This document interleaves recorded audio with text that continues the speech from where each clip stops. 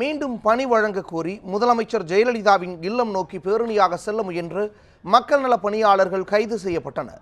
1990ஆம் ஆண்டு 13ஆம் தேதி தொடங்கப்பட்டு 2011ஆம் ஆண்டு வரை மொத்தம் 13,500 மக்கள் நல பணியாளர்களை பணியிலிருந்து நீக்கி தமிழக அரசு உத்தரவிட்டது.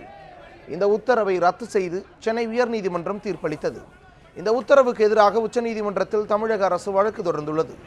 இதனிடையே மக்கள் நல பணியாளர்களுக்கு மீண்டும் பணி வழங்க வேண்டும், உச்சநீதிமன்றத்தில் தொடரப்பட்ட வழக்கை திரும்ப பெற வேண்டும் என்பன உள்ளிட்ட கோரிக்கைகளை வலியுறுத்தி சென்னை போயஸ் கார்டனில் உள்ள முதல்வர் வீட்டை நோக்கி பேரணி சென்ற மக்கள் நல பணியாளர்களை போலீசார் கைது செய்தனர். தாயுள்ளத்தோடு மன்றாடி கேட்டுக்கொள்கிறோம். பணி நீக்கம் செய்யப்பட்ட எங்கள் குடும்பம் நடுத்தெருவில் நிற்கிறது.